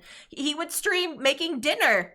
And like, I'm just playing this game on Board Game Arena, but I'm talking with you, and I'm making dinner for my family. And he just had it set up in his kitchen, and he went through and so it can be done, Matt. It can be done. Yeah. Anyway, this is there's so many things, Matt. We just all to say that we just miss you on streams. Oh, that's very kind. Please come back. No. Yeah, I will. I'm sure. Yeah, it is. But I get to live vicariously through doing this, so that could be nice. And then good morning to Dutch Yoda, actually. Okay, let's see. Long what enough time that is we've it? hit the European time zone. It's it's like almost 5 a.m, Dutch. Why are you awake? Yes, that's right. Oh, I forgot. Dutch Yoda doesn't sleep. He lives to like hang out with friends in chat and play board games online. Like he's a Jedi in that way. Like apparently they just don't need sleep. So yes, 4:45 a.m. It was still like I do a lot of my like productive work, Matt, in the morning, and so I'll be like, okay, I'm checking my emails, I'm checking Discord, and I always apologize, but I will say it live on stream now. Every time I send you a message at like 9:30 in the morning my time, I'm like, he's not gonna answer me for like 6 hours. Yes, yeah. It's tricky. Because before, when you're in the UK, it was like, oh, okay, it's evening time. Like, I can message him now. It's fine. But then now I have to be mindful of it. I was just like, sorry. Hopefully you have your recalibration on silent. Like, hopefully those are not. Oh no, don't worry. Yes, it's no worries. Okay. Because I always like, dang it. And like I said, I have that phone app on that has all the different times, like world clock and things like that. So I have Sydney as one of my areas. So okay, so this is also a silly American question. Does Australia only have a single time zone? No. The country's a bit too big to have a single time zone. Okay. Although does China technically have one time zone? I think China has only one time zone. I'm pretty sure. No, we have, kind of, I guess 3 mainly, but maybe much like the States, there's a few states that take things differently. I know, like Arizona has no daylight savings or something. Yes, right? Arizona and Connecticut. Oh, I see. All right, there you go. Which is weird. Yeah, so that yeah, I mean, Arizona, so we're just split into thirds, basically. Okay. So that you have the kind of eastern states, you have the central to, one state, one territory, and then Western Australia. But that being said, even we have Queensland on the east, which doesn't have daylight saving as well. And South Australia is half an hour one way or another. So they're not quite an hour. So they're half an hour different, I think, to the Northern Territory, which is directly above them. even though they should be the same time, I think. So yeah, it's for a small country population wise, but yeah, we have a lot of time zones. Okay, so it would be, so if I looked up Sydney, essentially that would be Sydney. Yeah, no, Sydney's right. Yeah, I'm in the Sydney zone. I'm very very close to Sydney. Sydney zone. Okay. Right on the East Coast. Okay. Oh, so it's Arizona, Hawaii, and something else. I don't know. We're trying to veto it because farming now is so outsourced. I don't know. Oh yeah, no, I can understand that it doesn't have any bearing in reality anymore. Daylight savings time and time zones are two different things, but I was also looking at that as far as. Yeah, no, definitely. No, so yeah. But every time now, I'll just look at my phone before I like message you and be like, okay, I don't want to wake you up, and it's not urgent. Every time I message you, it's never urgent, except for today when I was like, oh shoot, I told you the wrong time. No, don't worry. I try not to have my phone too close to me when I'm sleeping anyway. So I've learned now that I put my phone on my husband's side of the bed when I go to sleep because I will just doom scroll at night, and that's never a good thing, especially for like. That's a good tactic. Yes, especially for if you're somehow like you'll probably know this somehow in your like brain synapses and stuff too. If they see some sort of light source, they have to feel like they need to be activated instead of like when you're going to bed, your bedroom lights essentially should be a lot dimmer or have that dimmer ability for night, so having a phone screen is like super bright light, especially to compensate the dark room. So so I've been learning to do that, put it on the phone, like when we're getting ready to bed, I like hand him my phone and like plug it in on your side of the bed. I've started to read more at night too, good. Which is really good. We used to do crossword puzzles and logic puzzles at night too, but a lot of those were on our phone. So now we're actually getting like physical puzzle books to like go through. I could certainly recommend if you want a bit of a challenge. They have like the Grand Prix logic puzzles or something. I don't know. Yes. If you just look up. You're already you know them already? I know, but I love those words, Grand Prix logic puzzles. Basically they have like I think there's like 8 or 9 rounds every year, and like a different country will set the puzzles. Okay. And you can actually even compete if you want from home. You like they release them and then you have a weekend to kind of do them, but you could just access them later and print them off. Okay. But they're like hand designed, all of them, and sometimes like different types of puzzles you might not have ever seen before. Okay. They're definitely a little bit on the hard side, but it's really nice. They've got a huge archive that you can go through and that's cool. So. Grand Prix logic puzzles. Okay, I'll have to remember that. Although it depends what you mean by logic puzzles, because I know some people mean logic puzzles by like I don't know. There are 4 people who live in 4 houses in 4 suburbs, and you have to figure out who lives where. Like that's one type. Yes. But I'm talking about the kind of like Sudoku and. Oh, with numbers. Like kind of. Well, they're not always with numbers, but yeah, they're kind of basically that kind of thing. All the types. Anything, because we also used to do Sudoku as well. But so anything that like math and logic and like if X equals Y and Y equals A plus Z, then what's the value for Z kind of. No, definitely check it out actually if you have it, because it introduces you to different types of puzzles. I'd actually recommend to check out if you don't know of them. Like Sudoku became really popular, but it was only one of many types. Right. There's one called Battleships, based on like battleships as a logic puzzle. Okay. Which is really good, and you can find it in lots of places. And the other one is called Star Battle or Star Battles, which I'd also really recommend. Yes, I think I might have shown it on my stream at some point. Yes, actually. where it was like only certain numbers of stars can be in the columns and the rows.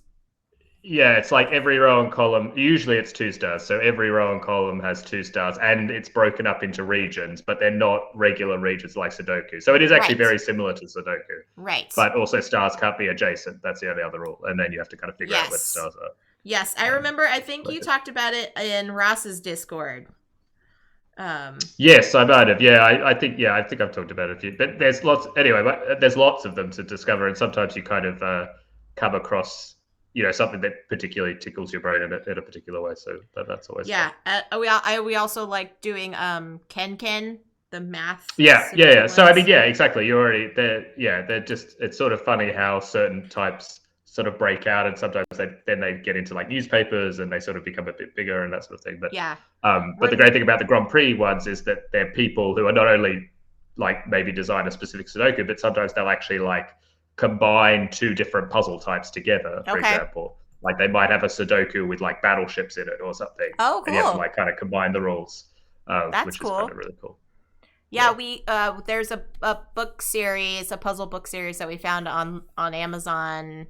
It's like kind of like a mystery puzzle game where all of these couples come to like a mysterious island, and each weekend is like a series of puzzles that they're solving, but it's the same characters that go throughout the puzzle and things. I talked to Dave Luza of Luzapalooza about it because he and Ilka visited the States last year for a brief time before Gen Con. And so we got to hang out, and he was doing one, but it was all in German. And I was like, oh, that looks like a puzzle book that we do. And he was like, oh, tell me about it. And I showed him, and he was like, oh my gosh, I need to know this game. So I turned him on to that. And so we've done a couple puzzle streams together where we each have a copy of it, and we're like, going through it. But it's those basic things of like, Susie was in the garden at 2 p.m. and Timmy was outside of the garden at 3 p.m. And so like, where were they at 4:30 or whatever, Yeah, these are the kind of logic. Yeah, there's also Cracking the Cryptic. I'm not sure if you've ever seen it. It's a YouTube channel, which is really good. They're quite charming kind of people. Okay, so I know now that I know that you're into that kind of thing, Matt. There's a game on BGA that I think we should try off stream. It's called Break the Code. Have you heard of that one? I think was it the yellow one. I feel like there've been a few games that have had code in them. It's basically each player has a sequence like 1 through 9 in front of them, and you ask questions based upon I definitely yes or no questions. this is the one that was this is what I was thinking. Yeah, it's from yellow. I definitely would be up for trying. I still haven't played Turing Machine either, which that one's phenomenal. That one's phenomenal. I mean, everywhere I've ever been, it's been impossible to buy, basically. Really? I don't. I mean, maybe it's now in more. Is it out of print then? Well, no, I haven't looked actually recently, but I also do know in Australia we get games a lot later, just because it takes time sometimes for them to. Oh no, it's available here, so I can. Oh, sweet. Yeah, I see it. It's currently not available on the Hachette website, but you have a way of getting it. That's cool. I hope so, yeah. But I have to, we'll see. Yeah, well, I mean, although it's sort of funny these days, I've tried to have a rule of like not buying games without trying them first. Which that's fair. I think is not a bad way to be, but no, not at all. It does mean that you're reliant on some games take a very long time for me to play because I just wait until I find a chance. Yeah, nope, that is not a problem. And of course, I will also say if you do get a chance, if you like the Clevers, because I know we were going to play Clever tonight, check out Clever Cubed. The third one. Yes, and there's also a fourth one coming. Yeah, I think I don't want to say I ruined my experience with them, but I played the apps a lot. That was my primary way. It was like the thing I would do a lot, just one player. Yeah. And I think at some point they each have like a kind of, you at some point discover the best way to do it. And then once you've done that and achieved it a couple of times, then, I mean, that was part of the fun of it. And I'm fine with that. And maybe maybe they have updated the app. Yeah, I don't know. Do they have just because I understood they only had the first and second available on the app. Yeah, you might be right because I only remember playing the first two on the app. Okay. But maybe they will have updated it. I don't know. I'm now looking at the app. Yeah. Oh, it didn't. I deleted it from my app. Oh no, because you were like, I've played this so many times. No, have you beaten 300? Well, that was always the thing, wasn't it? Like once you've kind of done that, you felt like yeah, what's the point of playing anymore? You've Yeah, kind of that's true. done You've your, gamed the game. yes, Yeah. you've Oh, done the Tan game. is here. He says Clever Forever, at least the German version has been out for a while. That could be true. Yeah, I tried to. Maybe I should have picked it up at the. That's one thing I tried always at Essen to get. Like I really like what's the not next station London, but the other obviously the other flip and fill Metro Metro X. X. Yeah, which I really like, and the German version that they localized had different maps to the US version. So Oh, I always okay. got that. And then this year they also released like a mini expansion with 4 more maps. I think Oh. 2 of which were the US ones that had Uh-huh. already happened anyway, but then there were 2 more. So I always find that fun. Like I feel like the German publishers are quite good with releasing these like mini, like especially for the kind of roll and writes, like mini expansions, like for like Nockmal, for example. I know they have like 3 mini expansion blocks and things, which Nice. So yeah, it was always that was one thing I like, because I don't know what you feel like when you go to Gen Con, but sometimes you feel like, oh, I don't really need to buy this now, I can get it another time, and I don't want to have to take it back in my luggage. But it's those kind of things, to get those small things that you couldn't get anywhere else. That was fun. Yeah, I tend to do that. Like this last year when I went, my husband and I like made a list, and we actually went through like Board Game Geek was really good about listing like, here's the Gen Con releases and whatever. We looked through and we were like, can we get this at our local game store? Yes. Okay. It's not going to be, like we're going to pass on this. Yeah. Whereas like some of the, like the German designs and some of the Asian designers and stuff, some of them wouldn't be as quickly to come over here in the States. So it was like, I'm loading up on Oink Games, and I'm going to, load up on some. There was even some like Cosmos stuff and some Ravensburger stuff that we wouldn't get yet. No, that's true.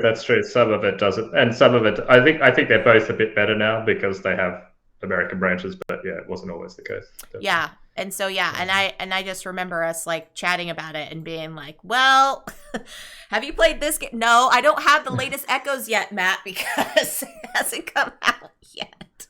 Well, yeah, that's a different. Yeah, I know. Actually, the US, they decided to like change their. I think they'll release 2 at the same time or something. They needed to like take some break and like figure out marketing or something. But they will keep coming. I'm currently working on, what are we up to now? Like the 8th one, actually. Like I need to do that for Echoes or for Adventure. Yes, for Echoes. Yeah, we just finished the. Oh gosh! Okay, wait. So there's 8 now. No. Well, I mean, when I say I'm working on it, I mean like it's not, Oh, It's spoiler! not even, no, it's not even a small. I think they have 6 now. Okay. That are out, and the 7th one is in production, I believe. Okay. And then I'm literally working on the draft of the 8th one. But okay. They actually, for one of the Echoes ones, they made one with some German podcasters. Oh, nice. That they have like a true crime podcast, which is very, very popular in Germany. Okay. We didn't know them, but and then they actually did the story this time, so we weren't really involved. Dave and I weren't involved with it, but so that'll be, for us, actually be interesting. I hope it will. I think it will go into English, and so we'll get probably the first chance to try, an Echo story without knowing the answer. Oh, and wow. Tad is saying that the latest adventure game was actually the first licensed one they've done, which is with the 3 investigators, which I was looking into. It's a really not weird IP, but it's just the journey of it is very strange. It's actually a very old IP. It was like some films or things in the 50s or 60s, I think. Okay. From the English-speaking world, and for some, and Cosmos got the license at some point a long time ago, I think, and did books and things. And for some reason, it's still very popular in Germany, and so it's this kind of active IP. But I think if you talk, like, I've never heard of 3 investigators in the English-speaking world. So it's sort of a funny. That was also an interesting experience to kind of learn about that a bit. Wow. Yeah, I'm seeing on BGG there's 3 adventure games that I don't believe have come to the States yet, because they're all in Germany. No, that'd be right. Ascana probably has this 3 investigators one, and the Imnabelrick, which I don't even know I actually don't even know what it's going to be called because I don't even know what it. Tan, you can help. What does Imnabelrick mean? Yeah. The sixth one, like the fantasy one. I don't even know what it means. It'll be a surprise for me when it comes out. Anyway. Yeah, what does it say? Tan said he just got the newest adventure game set, the one with the question marks on it. So that's the statue one? Yeah, that's the three investigators. They're kind of, this IP has these three question marks. Oh, understood. Because like they're three kind of private investigators that work together. It's a little bit like, I don't know if you want to describe it, like a bit like Scooby-Doo or something. I mean, not exactly. Like they're three brothers, I think, that solve crimes and that sort of thing. Kind of like the Hardy Boys. It's a book series. Yeah, that's true. Yeah. Yes. No. Exactly. Yeah. Nebo. Yes, right. it is with the one with Anthropology.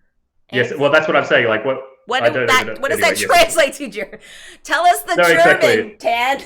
maybe it's untranslatable. I don't know. Yes, it's the one with anthropomorphic. No, I learned stuff from Tan. Like he's like, this actually means. I love when he tells me what German words literally mean in English because it's like. It really is realm of fog. Okay, there you go. Well, that was really very. Yeah. So it's like literal, right? Descriptive. So it's like this this, and like you smash it together, and that's the word. It is very logical. I mean, like it would be a lot easier if English was like that. But yeah. But thank you for that, Tan. Thanks, Tan. And I see two echoes on here that are also in German. Looks like the violin, and then there's one with the bloody knife. Yes, so the bloody knife is the one from the podcasters. Okay. I believe, and yes, the violin is. Yeah, it came out in Essence, so I don't know when it's going to come out. Okay, and then I think the Cursed Ring is one that I also just saw recently. They've only just, I only just got my copies pretty recently, so yeah, it's only just come out in English. And there will be a new, there is going to be a new narrative game that they have designed that'll be released by Space Cowboys later this year. So of adventure games? Catch up with. No, it's a completely new. It's in the realm of narrative games. Okay. But it's a new set of it's a new mechanism, new style of game completely. Okay. So look out for that by the end of the year, and it's going to be released a bit like Unlock. So there'll be a box with three scenarios in it. Okay. It'll be in that same. Although I know in the States they did it differently. Sometimes they do one scenario per box. But anyway, in Europe they had three scenarios per box. Yeah, they're starting to do that now with the unlocks. I know in the earlier when that series kind of first came out, they were doing just single scenarios. But now I've seen a lot more often the three in one. Which I guess it's just easier. Better. Yeah, no, definitely. It's probably cheaper in the end. I don't know. Anyway, I don't know. So yes, who knows? We're very excited about it. So, it's actually the first narrative game I ever designed. It's just taken the longest to actually get published. Okay. So, Interesting. Yeah, Quaid. Who would have ever guessed that German would be a logical language?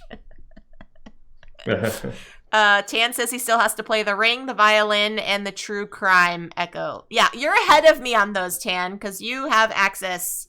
You have Cosmos right next door to you. So, yeah, exciting things. Oh yeah, okay. So apparently the unlocks have only changed to three now. Okay. Yeah, I mean, I think it makes sense how Asmodee becomes a bit more global. They're just reprints are now in just the singles if they do a reprint of something. Oh, I see. Oh, interesting. So that is very. I have not played. I'm way behind on the unlocks a bit, I think, but. I mean, it's not like you haven't been doing anything with your life, Matt.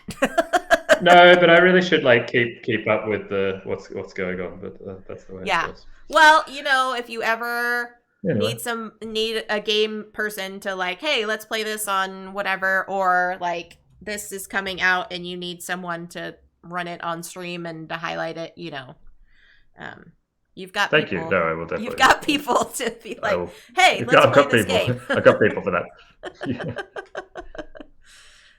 Yes. I misspoke, Tan. You are correct. The Echoes is Ravensburger, Adventure Games is Cosmos. Yes, but they're both blue logos with white typeface. So, forgive me for that. So it works.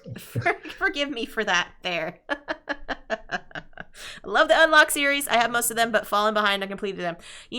There's one series I know for sure. I'm behind on a few of those, but ones I always want to make sure that I get like to the table are the exit games.